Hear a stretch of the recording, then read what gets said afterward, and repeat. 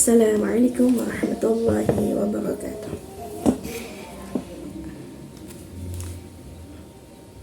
Kali ini kita akan mengulas teori praktek ibadah. Yaitu ada materi tentang syahadat, sholat, puasa, zakat, haji dan umrah, air dan najis, wudu, tayamum dan mandi, haid, istihadah, wiladah, dan nifas, serta nikah. Yang pertama yaitu ada syahadat dan sholat. Ibadah dalam Islam. Islam berawal dari kalimat suci syahadat yang menjadi pintu masuk ke dalam agama Islam. Setelah syahadat, ibadah yang diwajibkan adalah sholat. Sholat yang difardukan ada 5, yaitu sholat zuhur, asar, maghrib, isya, dan subuh.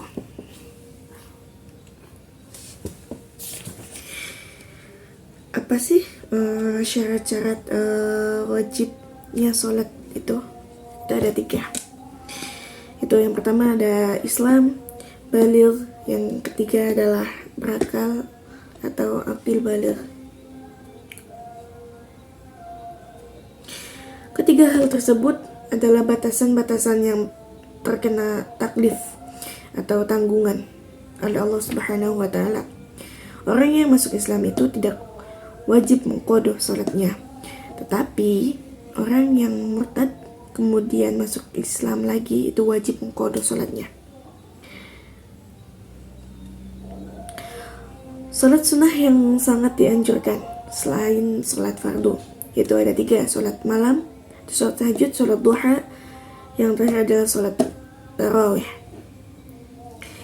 Syarat-syarat salat sebelum masuknya waktu salat itu 1, sucinya anggota badan dari najis dan hadas. Yang kedua, menutup aurat dengan menggunakan pakaian yang suci. Yang ketiga, menetap pada tempat yang suci. Yang keempat, tahu akan masuknya sholat. 5, itu menghadap kiblat.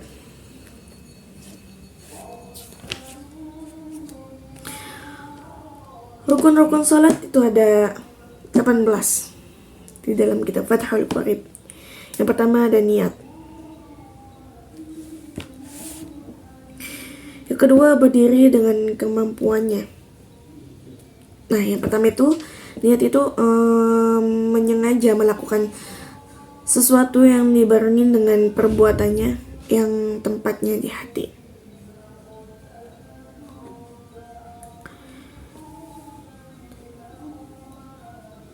Nah, yang kedua adalah berdiri dengan kemampuannya. Ketika kita tidak bisa berdiri, maka kita duduk sebisa yang kita lakukan. Dan lebih utama adalah duduk iftirash, adalah duduk tahiyat awal. Yang ketiga adalah takbiratul ihram. Melafalkan lafaz Allahu Akbar, tidak boleh menggantikannya dengan sifat-sifat Allah. Seandainya tidak bisa takbir dengan Arab, maka boleh diganti dengan bahasa Indonesia. Atau meyakini bahwa Allah itu maha besar. Tidak boleh mengganti dengan zikir-zikir lainnya karena tidak memenuhi syarat-syarat dari makna takbiratul ihram. Yang keempat ada membaca surah Fatihah. Yang kelima ada ruku. Yang keenam ada tumakninah. Yang ketujuh ada bangkit dari ruku dan berdiri. Yang kedelapan ada tumakninah antara i'tidal. Yang kesembilan sujud 2 kali setiap rakaat. 10 tumakninah di antara 2 sujud. Yang 11 duduk tumakninah di antara 2 sujud. Yang 12 tumakninah dalam duduk di antara 2 sujud. Yang 13 duduk akhir. Yang ke-14 ada tasyahud, membaca tasyahud. Yang ke-15 membaca sholawat Nabi. Yang ke-16 membaca salam yang pertama. 17 niat keluar dari sholat adalah salah satu pendapat yang kuat menurut qaul as-shah, itu tidak diwajibkan. Yang 18 terbitnya ruku sholat. Sunnah sholat sebelum waktu sholat itu adzan iqamah.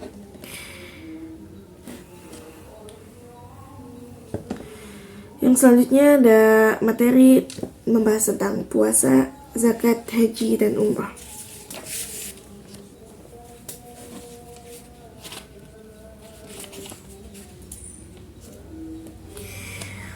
Puasa adalah ibadah yang mengajarkan kesabaran dan pengendalian diri.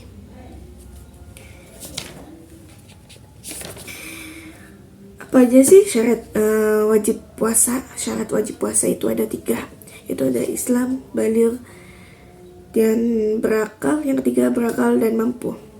Fardunya puasa itu ada niat. Fardunya puasa ada niat. Yang pertama, yang kedua imsak, yang ketiga menahan diri dari makan, yang keempat menahan diri dari minum, yang kelima menahan diri dari jima.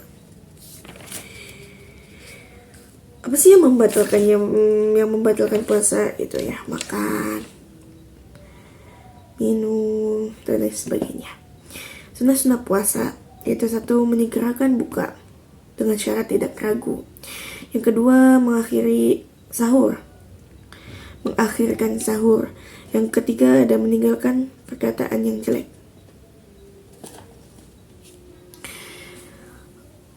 Ada zakat.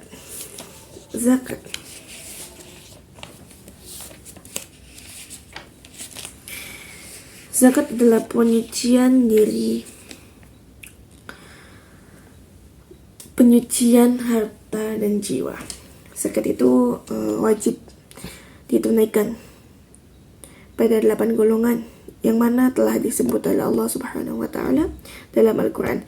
Innamas shadaqatu lil fuqara'i wal masakin wal 'amalina 'alaiha wal mu'allafati qulubuhum wa fir riqabi wal farimina wa fi sabilillahi wa banis sabil. Sungguhnya sedekah itu harus diberikan kepada orang-orang yang fakir dan orang-orang yang miskin, orang-orang yang hamil, orang-orang mu'allaf, budak, orang yang gharim fisabilillah, dan ibnu sabil. Ada di surat At-Taubah ayat 60. Juga sementara haji dan umrah itu adalah puncak penghambaan dan kesetiaan seorang muslim kepada Allah.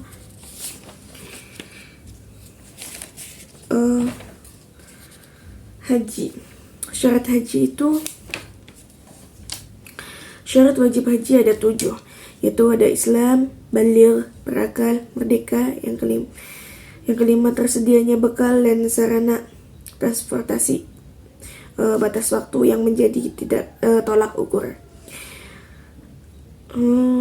Juga harta yang lebih dari hutangnya, hartanya lebih dari biaya menafkahi dan juga biaya rumahnya.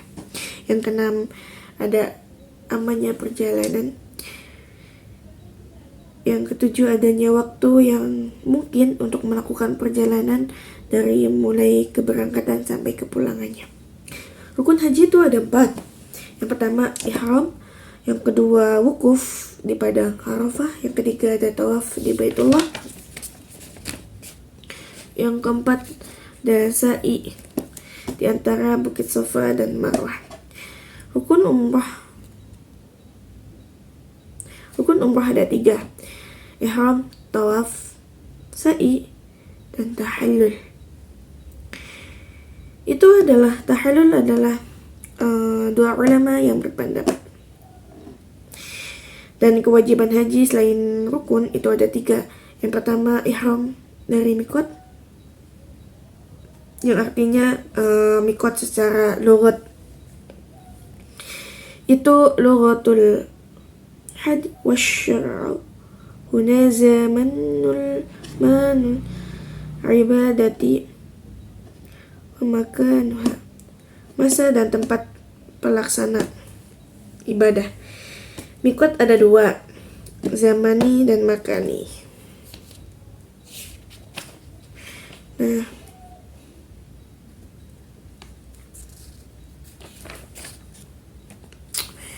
terus materi yang berikutnya ada teori tentang air dan najis.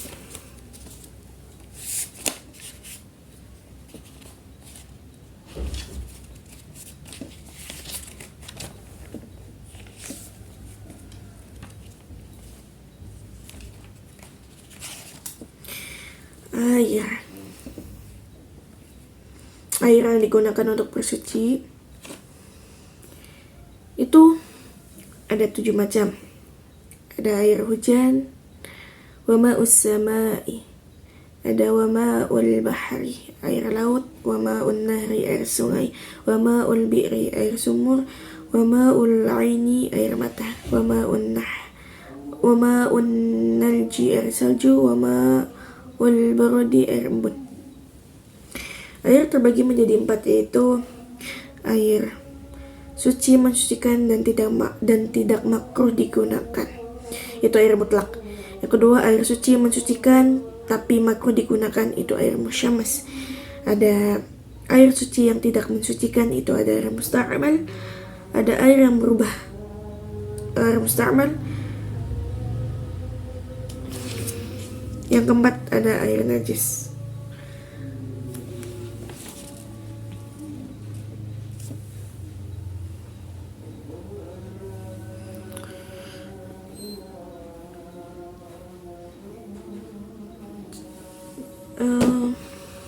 Wudhu yang materi selanjutnya ada telah tentang wudhu, tayamum, dan mandi wajib.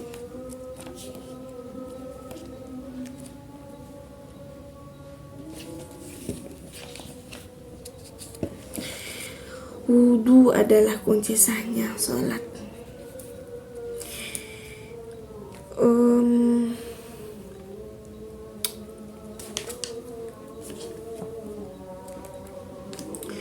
Wudhu itu ada, kenapa sih niat itu penting? Karena niat itu pembeda sebuah hal yang bernilai ibadah dan sebuah kebiasaan. Yang pertama ada niat.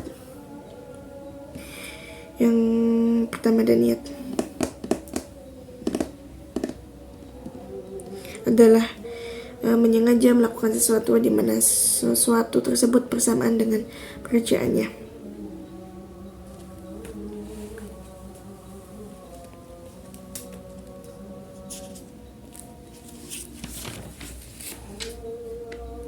Sunnah-sunnah wudhu itu dibagi menjadi 10. Yang pertama, membaca bismillah, macam basmalah. Tempatnya permulaan ketika berwudhu, membasuh tangan, pergelangan. Kesunahannya itu hilang ketika setelah membasuh kaki. Yang kedua, membasuh kedua tangan hingga pergelangan. Kenapa membasuh tangan disunahkan 3 kali? Yang pertama, menghilangkan keraguan adanya najis. Yang kedua, memastikan bahwa air tersebut dibersihkan dengan baik. Bisa seperti dengan menyempurnakan kebersihan tangan. Yang ketiga itu hanya untuk mengganjilkan. Yang ketiga ada berkumur. Yang keempat, menghirup air ke dalam hidung. Lebih afdolnya berkumur dan memasukkan air secara bersamaan. Yang kelima, membasuh keseluruhan kepala. Yang keenam, membasuh kedua telinga, baik keluar atau dalamnya, menggunakan air yang baru. Yang ketujuh, menyela jenggot. Yang kedelapan, menyela jari-jari kaki. Sunahnya kelingking kiri menyelahi kaki dari kelingking kanan ke kelingking kiri, dan kedua tangan. Juga ada 6 hal yang menyebabkan batalnya wudhu. Yang pertama, keluarnya sesuatu dari dua jalan, entah dari kubul atau dubur. Yang kedua, ada tidur terlentang. Yang ketiga, hilangnya akal sebab mabuk atau sakit. Yang keempat, menempel antara dua kulit laki-laki dan kulit perempuan tanpa penghalang. Yang kelima, menyentuh kelamin anak Adam sengaja ataupun tidak, syaratnya dengan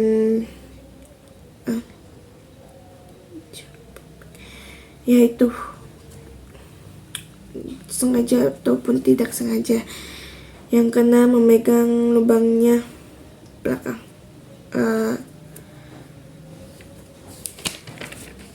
Terus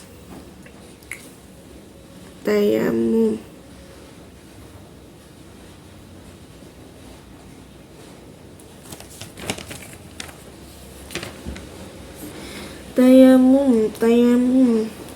Syarat tayamum ada berapa sih?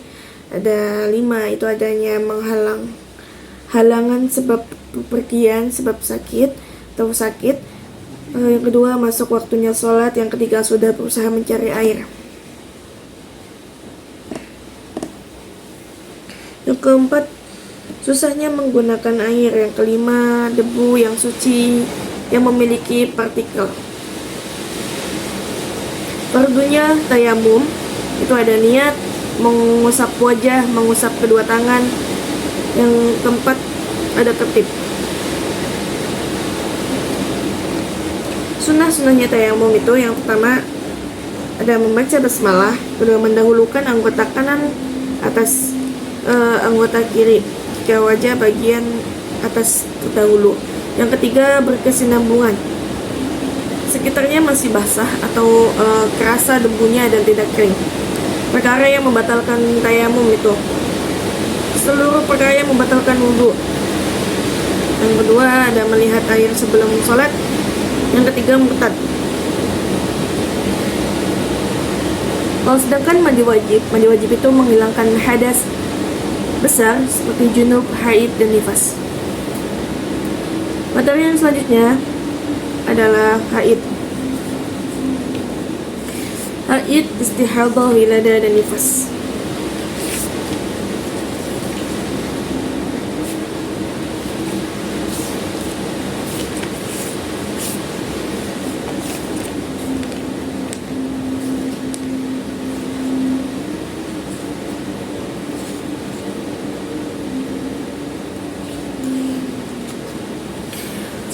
Islam sangat menghormati kodrat perempuan.